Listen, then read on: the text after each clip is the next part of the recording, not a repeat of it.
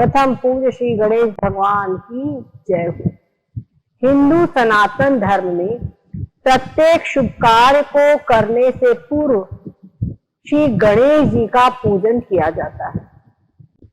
भगवान श्री गणेश जी को विघ्नों का हर्ता और सर्व सिद्धि दाता माना गया।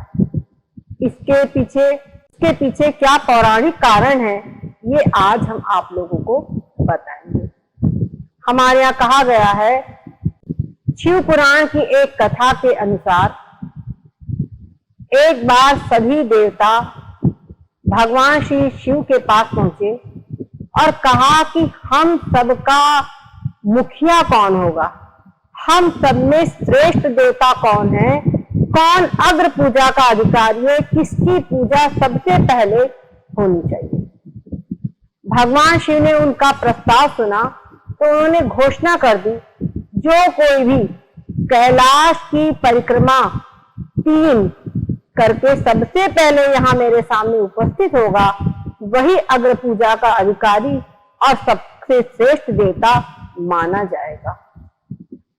इस पर सभी देवता अपने अपने वाहनों के सहित चले गए, पर भगवान श्री गणेश जी, उनका वाहन चूहा, वो तो धीमे धीमे गति से चलना, उन्हें समझ लिया कि किसी भी प्रकार से मैं इस प्रतियोगिता में विजयी नहीं हो सकता। तब उन्होंने एक बात उनके दिमाग में आई कि सारे वेदों में माता और पिता के शरीर में सारे ब्रह्मांड की स्थिति है, सारे ब्रह्मांड उपस्थित है, ये बात कही जाती है। तो उन्होंने तुरंत ही भगवान शिव और पार्वती जी की अपने चूहे पर बैठकर ही 7 परिक्रमाएं कर ली और उनके सामने हाथ जोड़ करके उपस्थित हो गए। भगवान शिव समझ गए। इसके बाद सभी देवता परिक्रमा लगा कर वहां पर पहुंचे। तब गणेश जी को सबने पहले से ही विराजमान देखा। उन्होंने कहा, तुम नहीं गए परिक्रमा करने? उन्होंने कहा, मैं तो पहले ही परिक्रमा कर आया हूं, और वो भी 3 नहीं 7 परिक्रमा, संपूर्ण ब्रह्मांड की मैं परिक्रमा कर आया हूं। तो बोले, कैसे? हमको तो तुम कहीं रास्ते में नहीं दिखाई पड़े। उन्होंने कहा, ऐसा है, सारे वेदों में अगर वेद सत्य है तो वेदों के अंदर में लिखा हुआ है कि माता पिता के शरीर में सारे ब्रह्मांड स्थित है, तो मैंने माता पिता की परिक्रमा की है। अगर इस बात का खंडन करोगे तो क्या वेद झूठे हैं? बस भगवान गणेश जी की वाक चातुरी देख करके और माता पिता के प्रति निष्ठा, वेद वाक्यों के प्रति निष्ठा, ये देखकर भगवान शिव बहुत प्रसन्न हुए। उन्होंने घोषणा कर दी कि आज से श्री गणेश ही प्रथम पूज्य होंगे और सभी देवताओं के मुक्त होंगे। वैसे भी गणेश शब्द का अर्थ है गणों के ईश्वर, अर्थात गणों के जो अधिपति है वो गणेशपति, इसलिए गणपति भी इन्हें कहा जाता है। तो भगवान गणेश जी शिव जी के समस्त गणों के अधिपति है और इतना ही नहीं, समस्त देवताओं के भी अधिपति है।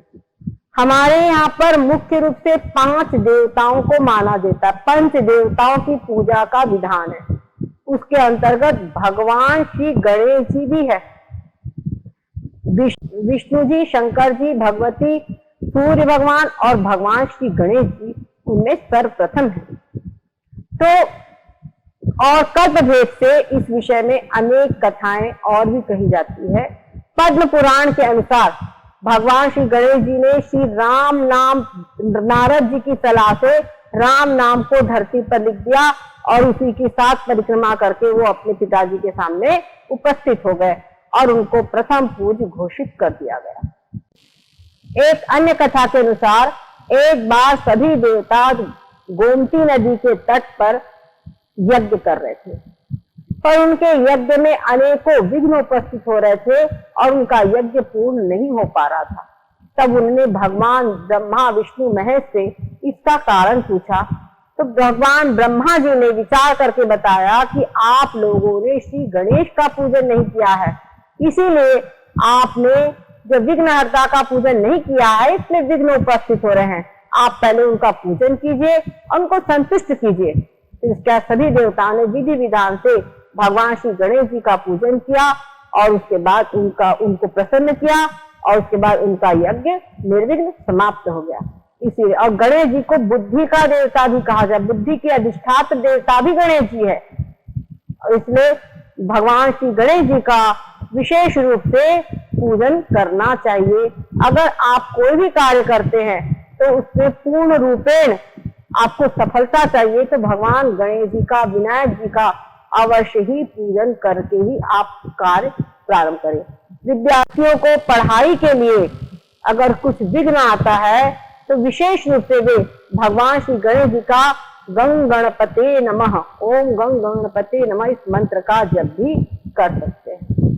और गणेश जी बड़े ही शीघ्र प्रसन्न होने वाले देवता है, उनको मोदक अत्यंत प्रिय है। इस विषय में भी एक बात कथा है, वो हम अगली बार आप लोगों को